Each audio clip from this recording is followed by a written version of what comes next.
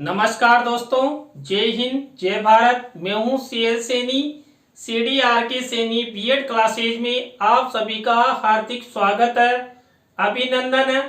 दोस्तों, आप द्वारा आपके पाठ्यक्रम से रिलेटेड जो भी टॉपिक हमारे इस हेल्पलाइन नंबर पर आप द्वारा हमें सेंड किए जाते हैं उन्हें हम ऑनलाइन समझाने का प्रयास करते हैं।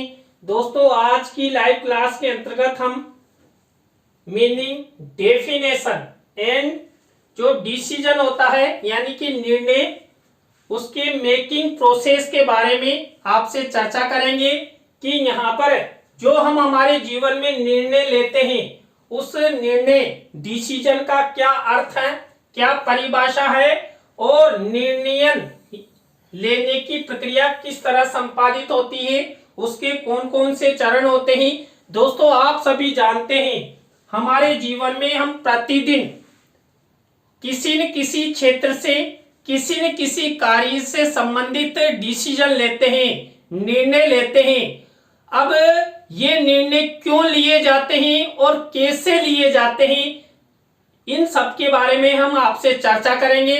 तो दोस्तों, आप सब बने रहें हमारे साथ, हमारे इस चैनल के साथ। और दोस्तों, यदि आप हमारे चैनल पर पहली बार आए हैं तो आप हमारे इस चैनल को सब्सक्राइब करें और पास ही बने बेल आइकन के बटन को जरूर दबावें। दोस्तों, यहाँ पर निर्णय का अर्थ है कि विचार विमर्श में कटौती करना और निष्कर्ष पर आना।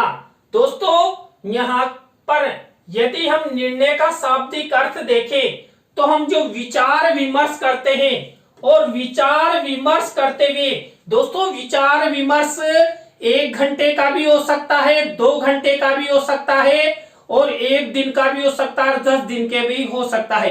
लेकिन उस विचार विमर्श में हम जिस विषय पर विचार विमर्श कर रहे हैं उस पर कटौती करते हुए हमें किसी निष्कर्ष पर आ जाएं, वही क्या होता है, डिसीजन होता है, निर्णय होता है, निर्णय होता है। निर्णय लेने में 2 या 2 से अधिक विकल्प शामिल होते हैं, क्योंकि यदि केवल एक ही विकल्प होता है तो निर्णय नहीं किया जा सकता। दोस्तों, आपके घर वाले आपको शिक्षक बनाना चाहते हैं और आपके मन में इच्छा है कि मैं डॉक्टर बनूं, तो यहाँ पर 2 विकल्प हो गए, एक तो शिक्षक, एक डॉक्टर। अब वहां पर आपको डिसीजन लेना पड़ेगा, निर्णय लेना पड़ेगा। किसी भी क्षेत्र से रिलेटेड हम डिसीजन लेते हैं तो वहां पर 2 या 2 से अधिक विकल्प हमारे सामने होते हैं, तब जाकर उनमें से हम एक डिसीजन लेते हैं। अब मान लीजिए हम किसी स्थान की यात्रा करना चाहते हैं। अब मान लीजिए पिताजी तो कहे माउंट आबू चलेंगे और मम्मी कहे कि हम शिमला चलेंगे और बेटा कहे कि हम नैनीताल चलेंगे। तो अलग अलग प्रतिक्रियाएं, अलग अलग विकल्प होने पर एक डिसीजन लिया जाएगा कि हमें माउंट आबू जाना है या शिमला जाना है। तो इस तरह हम हमारे जीवन में प्रतिदिन कई प्रकार के निर्णय लेते हैं और ये निर्णय, ये डिसीजन विकल्प आधारित होते हैं। यदि हमारे पास एक ही विकल्प होगा तो हम डिसीजन नहीं ले सकते, क्योंकि एक विकल्प है तो वो करना ही करना है। यदि आपके सामने शिक्षक बनने का एक ही विकल्प है तो आपको शिक्षक बनना है। क्यों?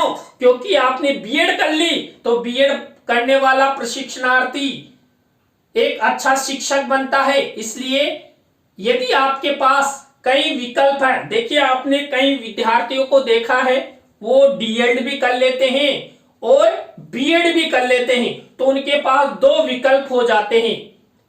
वो लेवल 1 में भी टीचर बन सकते हैं और लेवल 2 में भी टीचर बन सकते हैं, 2 विकल्प हैं। अब मान लीजिए कभी कभार उन दोनों में ही टीचर बनने का अवसर मिल जाए तो वहां पर उनको एक डिसीजन लेना पड़ेगा कि मुझे लेवल 1 में टीचर बनना है या लेवल 2 में टीचर बनना है। तो ये विकल्प हो गए और विकल्प के आधार पर हम क्या करते हैं, निर्णय लेते हैं। निर्णय लेने का उद्देश्य समस्याओं या संघर्षों के समाधान का पता लगाना है।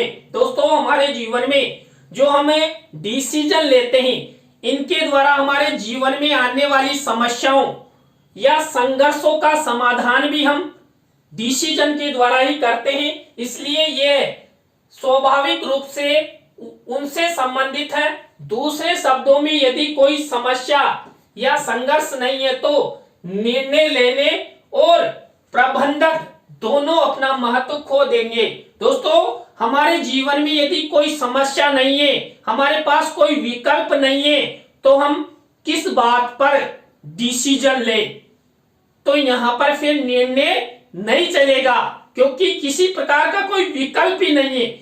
हमारे जीवन में यदि समस्या है या हमें अनेक वस्तुओं में से एक वस्तु चूज अर्थात चयन करानी है, तो वहां पर हमारे लिए निर्णय होगा, क्योंकि विकल्प है। और विकल्प ही नहीं है तो काहे का निर्णय? इसलिए यहाँ पर व्यक्ति के जीवन में यदि समस्याएं, संघर्ष या किसी कार्य क्षेत्र में विकल्प है तो वहां पर वो निर्णय ले सकता है। निर्णय निर्माण के दो आधार होते हैं, तथ्यात्मक आधार और मूल्य आधार। दोस्तों, जब हम किसी भी वस्तु, पदार्थ या तथ्य या कार्य क्षेत्र के विषय में जब डिसीजन लेते हैं तो हम कई बार तो तथ्यों के आधार पर डिसीजन लेते हैं कि बीएड करने से क्या फायदा है,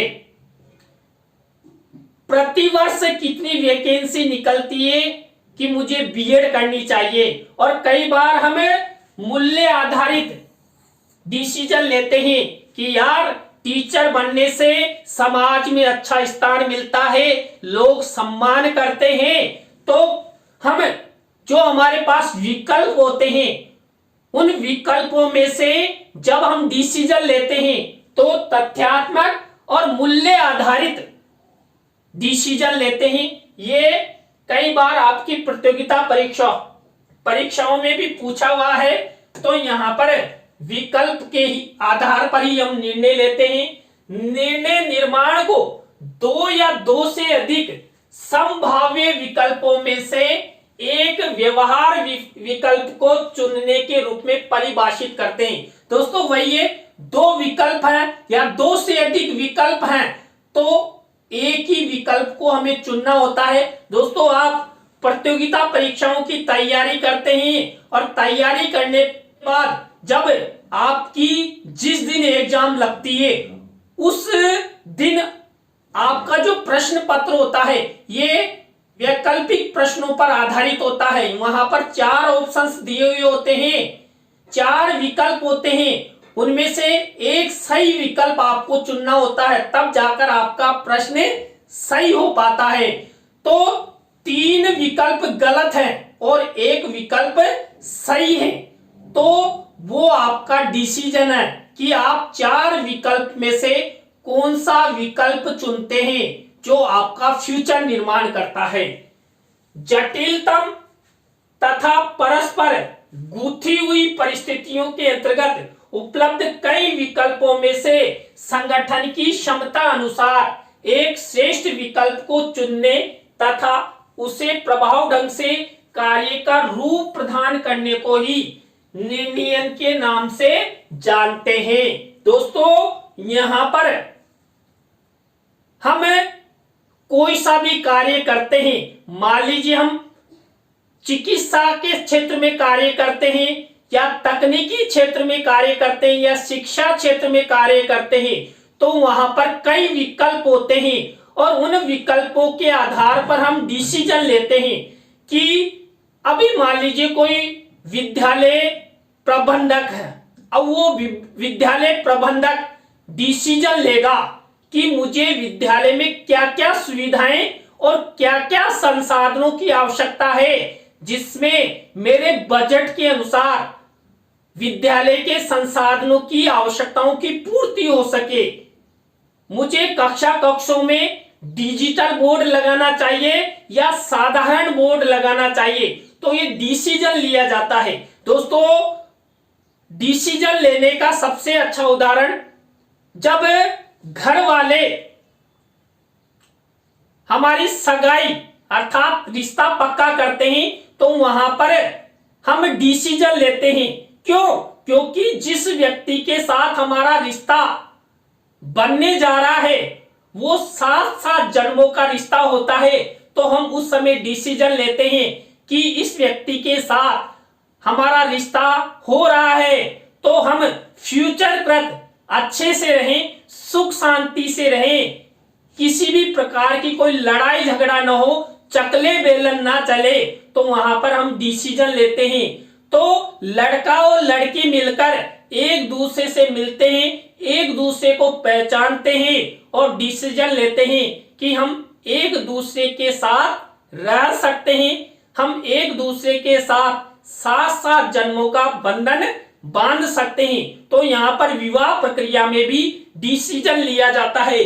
दोस्तों, विवाह कार्यक्रम जो संचालित होता है या हमारे घर पर कोई प्रोग्राम होता है, वहां पर भी हम कई निर्णय लेते हैं। दोस्तों, जो निर्णय है ये हम प्रतिदिन जब हमारे पास विकल्प होते हैं तो हम जरूर लेते हैं और हमें लेना भी पड़ता है। दोस्तों, यदि हम अपने जीवन में निर्णय नहीं लेते हैं तो हमारा जीवन सार्थक नहीं हो पाता है। दोस्तों, जब आप बीए कर लेते हैं, बीएससी कर लेते हैं, उसके बाद आप निर्णय लेते हैं कि मुझे किस क्षेत्र में जाना चाहिए, मुझे शिक्षक बनना चाहिए या मुझे फला क्षेत्र में कार्य करना चाहिए, तो वहां पर निर्णय की प्रक्रिया सबसे महत्वपूर्ण होती है और इस जीवन में डिसीजन लेना ही व्यक्ति को महान बनाता है। दोस्तों, आप अपने जीवन में कोई ऐसा डिसीजन ले लेते हैं, ऐसा निर्णय ले लेते हैं जो आपके जीवन को सफलता की ऊंचाइयों पर लेके जाए, आपका नाम रोशन करे और आप अपने जीवन के उद्देश्यों को पूर्ण करें। और कई बार क्या होता है, हम गलत डिसीजन भी ले लेते हैं और गलत डिसीजन हमारे लिए घातक हो जाता है। दोस्तों, अभी मैंने आपको विवाह संबंधी डिसीजन के बारे में बताया। दोस्तों, आज हमारे न्यायालयों में जो विवाह संबंधी केस है वो हजारों की संख्या में, उसका मुख्य कारण है डिसीजन सही नहीं होना। यदि डिसीजन सही हो जाता है तो जो न्यायालयों में हजारों केस हैं वो नहीं होते। इसलिए डिसीजन हमें सही लेना चाहिए और डिसीजन सही लेने से हम अपने जीवन को सार्थक बना सकते हैं। अब डिसीजन के द्वारा ही हम जो डिसीजन की प्रक्रिया है उसकी ओर संपादित करते हैं। तो यहाँ पर हम कुछ निर्णय यानी डिसीजन की परिभाषाओं के बारे में अध्ययन करते हैं। Doctor R.S. डाबर के शब्दों में निर्णय को दो या दो से अधिक विकल्पों में से एक आचरण विकल्प का किसी सिद्धांत के आधार पर चुनाव करने के रूप में परिभाषित किया जा सकता है। निर्णय लेने का आशय काम समाप्त करना या व्यवहारिक भाषा में किसी निष्कर्ष पर पहुंचना। दोस्तों, यहाँ पर R.S. डाबर ने बताया कि हमारे पास कई विकल्प होते हैं, उन विकल्पों में से एक का हमारे द्वारा अच्छे आचरण के लिए चयन किया जाता है और अच्छा विकल्प हम चुनते हैं तो हम क्या करते हैं, उस विकल्प यानी कि जो हमने डिसीजन लिया है उस क्षेत्र में आगे बढ़ते हैं कि मुझे डॉक्टर बनना है या मुझे शिक्षक बनना है या मुझे इंजीनियर बनना है। तो इस क्षेत्र में जाते हुए हम आगे बढ़ पाते हैं। इसी तरह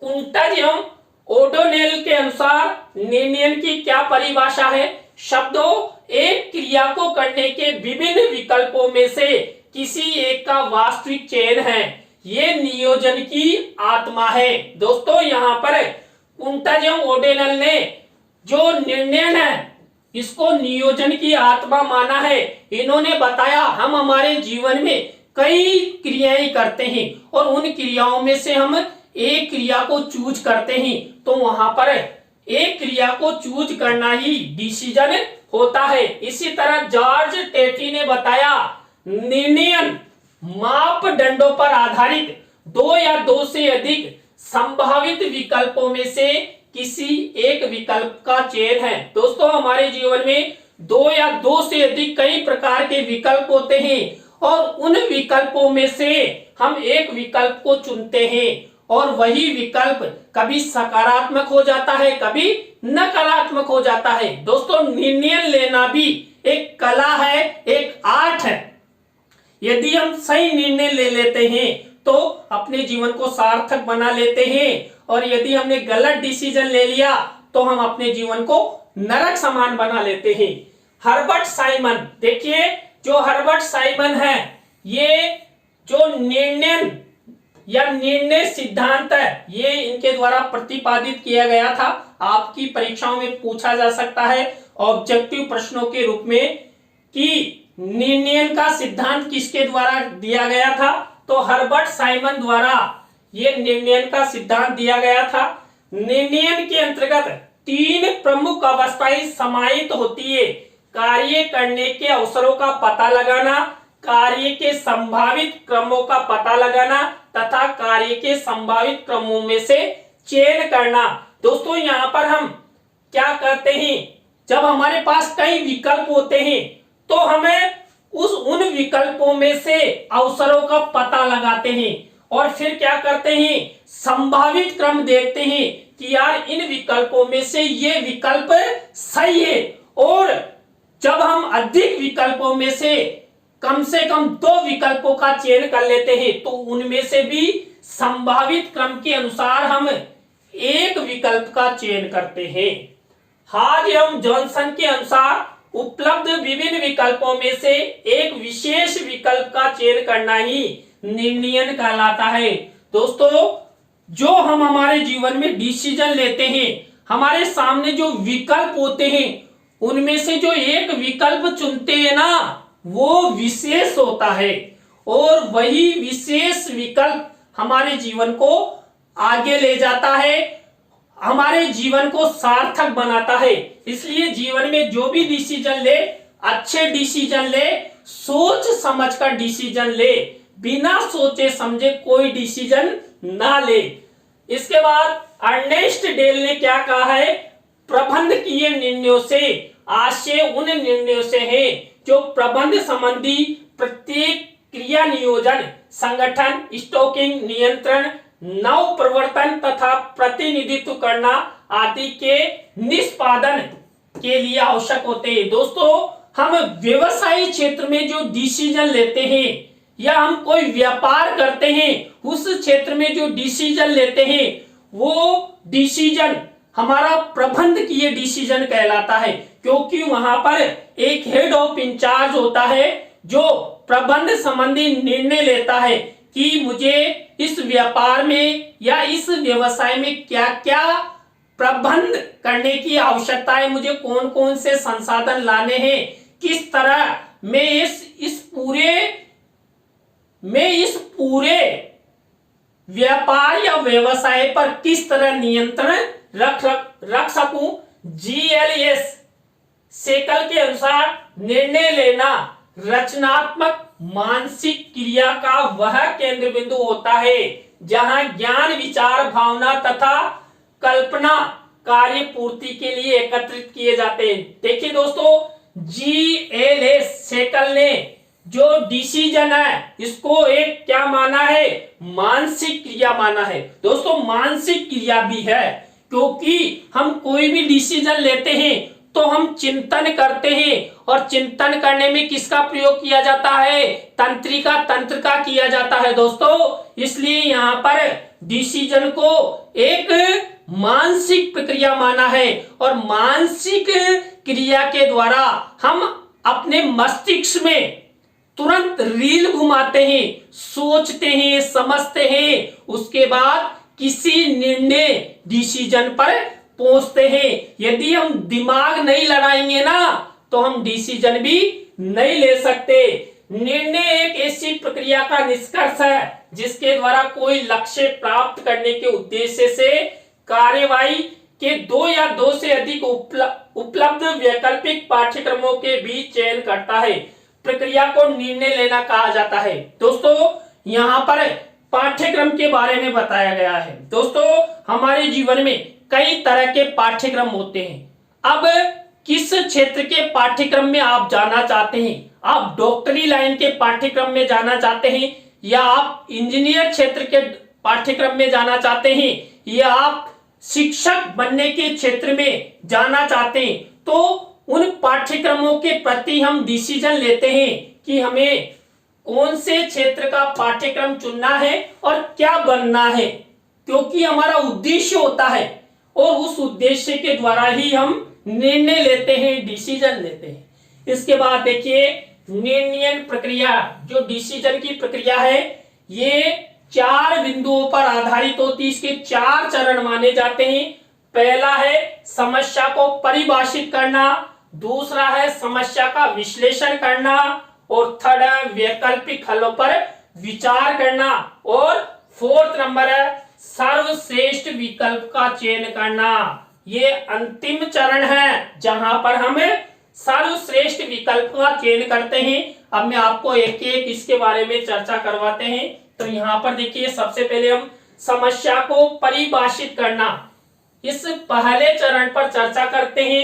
निर्णय का प्रथम चरण समस्या को परिभाषित करना है। समस्या की प्रकृति कैसी है, इसका स्वरूप कैसा है, ये कितनी मात्रा में संगठन को प्रभावित करती है आदि प्रमुख बिंदु पर विचार किया जाता है।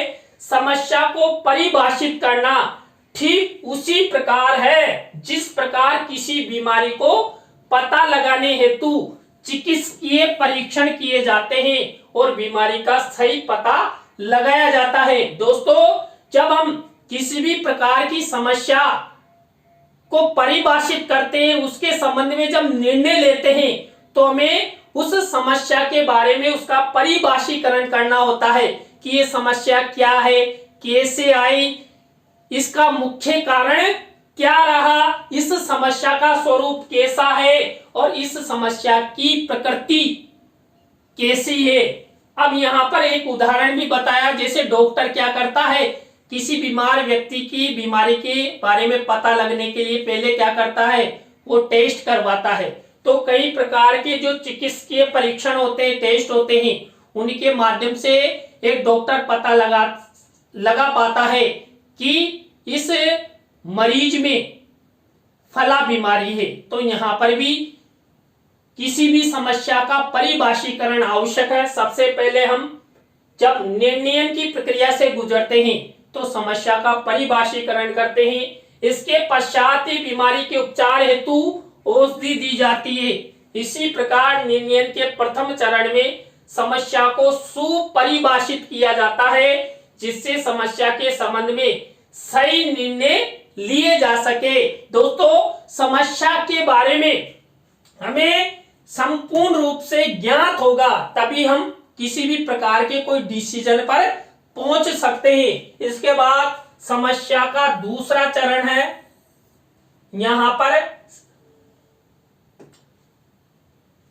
निर्णय का दूसरा चरण है समस्या का विश्लेषण करना। समस्या को परिभाषित करने से उसके स्वरूप के बारे में हमें स्पष्ट हो जाता है।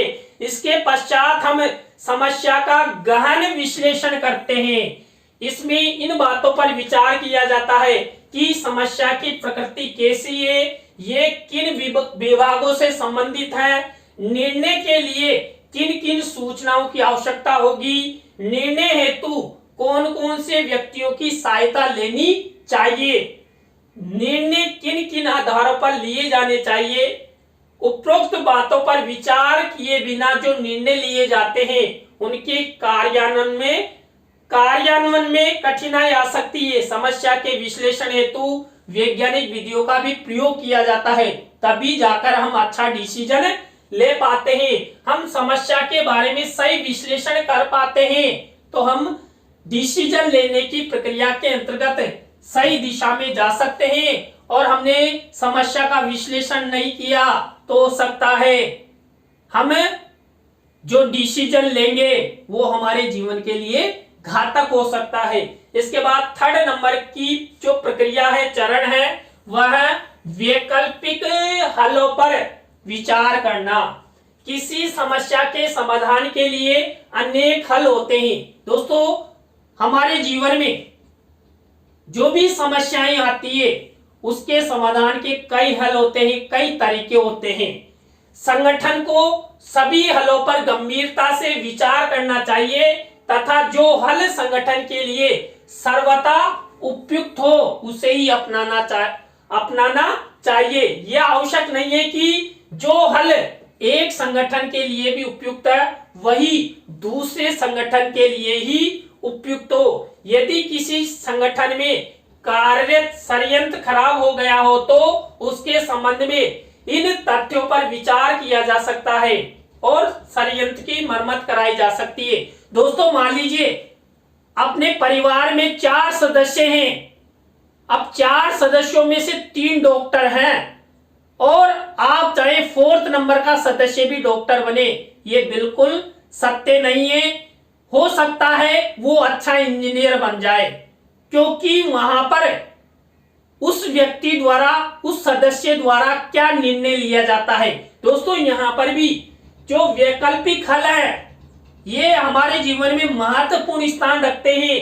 हम जैसा विकल्प चुनेंगे वैसा ही हम अपने जीवन को सार्थक बना सकते हैं, उस क्षेत्र में जा सकते हैं। देखिए यहाँ पर उदाहरण दिया है कि किसी कंपनी में जो षड्यंत्र होते हैं वो षड्यंत्र खराब हो गया है तो डिसीजन लेना पड़ेगा ना।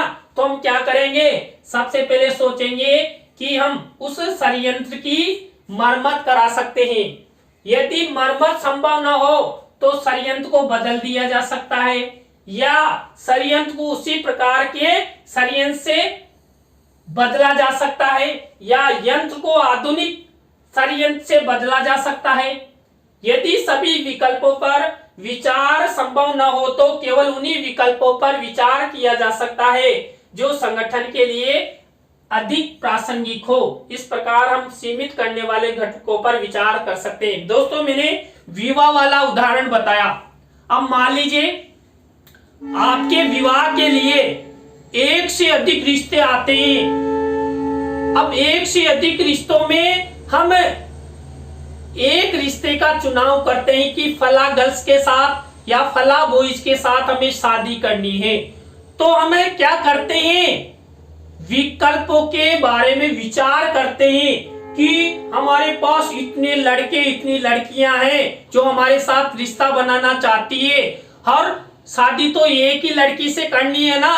तो हम उनके बारे में विचार विमर्श करते हैं कि कौन सा लड़का, कौन सी लड़की अच्छी है, कौन पढ़ने में तेज है या कौन सुंदर है, कौन दक्षिणी अफ्रीका की है।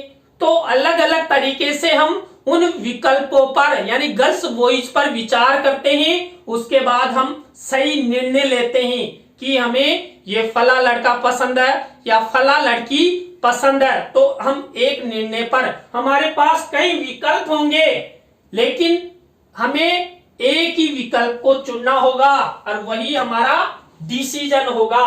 दोस्तों यहाँ पर निर्णय की 4th प्रक्रिया यानी कि 4th चरण है सर्वश्रेष्ठ विकल्प का चयन करना।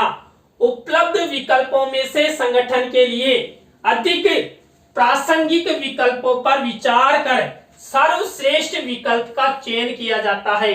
इसके लिए इन बातों पर विचार किया जा सकता है, किस विकल्प में न्यूनतम प्रयत्न करने की आवश्यकता है, किस विकल्प में कितना व्यय होगा, किस विकल्प में लाभ कितना होगा, किस विकल्प में कितना समय लगेगा, किस विकल्प में कम सामग्री कम श्रम की आवश्यकता पड़ती है।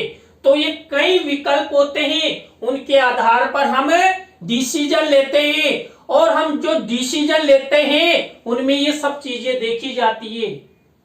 अब मान लीजिए हम किसी कार्य क्षेत्र या किसी तकनीकी संसाधन के बारे में डिसीजन लेते हैं तो हमें देखना होगा कि ये मशीन कितने समय में चलती है, इस मशीन को लाएंगे तो कितना खर्चा होगा, इसको कहाँ रखेंगे और इस पर कौन कार्य करेगा और कार्य करने वालों को कितनी मजदूरी दी जाएगी। तो कई प्रकार के विकल्प हमारे सामने होते हैं और उन विकल्पों पर भी हमें डिसीजन लेना होता है। तो दोस्तों आज की लाइव क्लास के अंतर्गत हमने आपको निर्णय का अर्थ, परिभाषा एवं निर्णय प्रक्रिया के बारे में बताया। दोस्तों आज की लाइव क्लास आपको कैसी लगी कमेंट्स में हमें जरूर बताएं। अच्छी लगी हो तो लाइक करें, कमेंट्स करें और अपने अपने दोस्तों को शेयर जरूर करें। और दोस्तों आप सब द्वारा हमारे चैनल को अच्छा सपोर्ट किया जा रहा है।